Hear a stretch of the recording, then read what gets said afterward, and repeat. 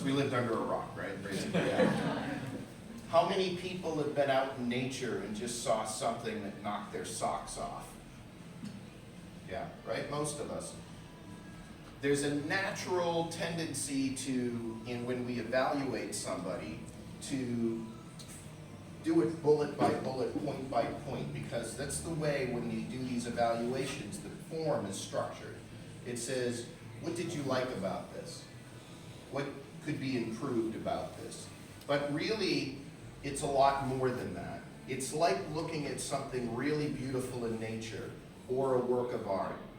The first thing that we say when somebody says, what do you think of this? We say, wow, this spoke to me. This brought me back to a period of life that was like joyous to me. Or I viscerally hate this, you know, or at a level that I can't explain. Something like that. But it's a tangible type of feeling that's there, but it's not a point by point. Now the point by point, you ultimately would get into when somebody asks more about it. When you say, wow, it was just super beautiful, then you get into the way the colors blended together, the textures kind of migrated into this visual effect that was incredible. You know, that's the detail orientation of it. So when I listen to a speech and we have this sections that says, what did you like, what can be improved, I keep little notes on that. But what I'm really trying to listen for overall is the theme of the speech.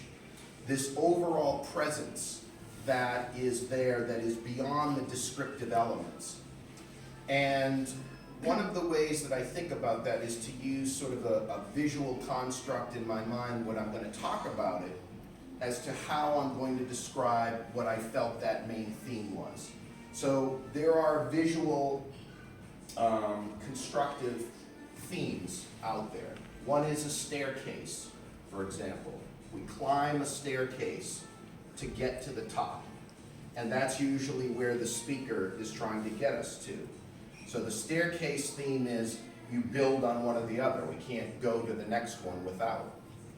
And then there's things like the building blocks theme, okay, where a foundation is set. It's a little different than the staircase because the foundation could be like setting a flat concrete surface. There might be a lot of detail there. It's not necessarily a lot of little steps. And then there's things like shock and awe. Okay, like they take you somewhere, you think that you know where they're going next, and then boom, somewhere else, right? So this is what we want to listen for when we're evaluating a speech, is not just this point by point, because that's going to sound boring when you go up there and give it. You know, if you just do that point by point without catching the whole theme. Now, how do you catch this theme? How do you listen for it? Well, some of the things to help, number one, know some of these constructs. Okay, how do you build a speech? They say building blocks, staircase, shock and awe. Think of these models, number one. But also a couple of things. Listen, let the speaker tell you a little bit more of where they're coming from. Listen for repeating elements in the speech that'll tell you the things that are important. These are the things that will come out. Know a little background, if you can, about the person giving the speech. Sometimes there's little bios written on the person. Read those. Read those. Know a little bit about this person. That tells you kind of the mindset that they came at, and you can get a little bit deeper into that talk than you otherwise would going into it blindly. Sometimes you have that luxury, sometimes you don't, but if you do, take advantage of it. There's also things that you shouldn't do. So I talked about capturing these points that are going to be the embellishment points when you capture the theme that you're going to talk about, because that's the detail part of your discussion, why you came up with that theme. But don't repeat the speaker either. I see this sometimes in evaluations. Don't repeat what the speaker said. Oh, and he talked about this. It's okay to reference that very, very quickly. But a lot of times I hear that in evaluations where they just summarize what was said. You don't need to do that. Everybody heard it. And it will make it weaker. by doing that. So be very careful of like just repeating the speaker. But find that influence of what they're trying to get across too. What is the speaker trying to convey and get across with their theme? All right, where do they want to take us on this journey? Did they achieve that journey? You know, did we get lost somewhere along the way? Sometimes I'll hear a speech and I feel like, yes, I'm gutting, I know exactly where we're going over here, and it's not shock and awe, but I just get lost in the woods, you know, and I try to sometimes find myself, again, I said, is it me? Did I drink enough coffee today? Whatever, you know, or not. But sometimes it'll just get lost in there. So you want to, I feel, in case it is you, lay some breadcrumbs along the way. Keep the mental notes of how the speech is progressing in your mind, and know that you can back up quickly. Oh yeah, that's where she was there.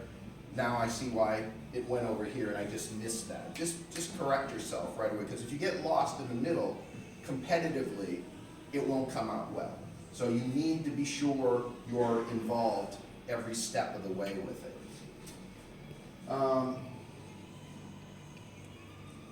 Also look for things like speech synchronicity. If this is more on the lines of things that could be improved but can also be something that you liked. So, for example, were things done in a manner that kept it orderly and logical and kept you along the path correctly? Or was there a jump somewhere else that kind of disturbed it in the speech? So if it wasn't you and the speaker did that, that's something you've got to know. But if they did it perfectly so that you never got lost, that's a plus in my mind. Watch for movements and gestures of the speaker. They can be very effective, or they can be distracting. So balance it out. Did it add, or did it remove? Because sometimes people are kind of working like, got a good content, but they're moving around too much, and it takes your focus off of the content that they're trying to deliver. If they use it in a way that just emphasizes it perfectly, note that as a positive point to it. Emotional involvement is another one. Where the right level of emotion, did the right level of emotion come out in the speaker? Did you feel as though they were going to a low and they took you to that low emotionally? Or were they like too optimistic talking about a low? That's kind of an asynchronicity in emotion that they're doing. So, but emotion is very important as a speech. It's one of my weaker points over here. Usually I kind of carry on at a lot of, I try to improve upon that. But that's one of those things you got to look at, because it can really make a speech, you know, to get that right level of emotion. And then I also look at effectiveness of telling a story. So ultimately, we're all trying to be good storytellers. All right, at the end of the day, talking in bullet points is something that is boring to most people. I've gone to presentations before, I'm sure we all have. Somebody's got a set of PowerPoint slides up, bullet by bullet, and they're literally talking the bullet points through. And people can just as easily read those bullet points. Well, speech, I can tell that too. I can tell if somebody's just reading a bunch of bullet points versus trying to actually collectively get across an idea or a feeling. They need to tell the story. That's the difference. So where do they venture out from those bullet points? And where do they basically pull you into that theme that makes it a compelling set of information that they're relaying? These are all the things you need to keep in mind. I hope you treat it like an art form and not just some rigid discipline, and I think you'll have a lot of fun with it. Good luck if you decide to try. Thank you.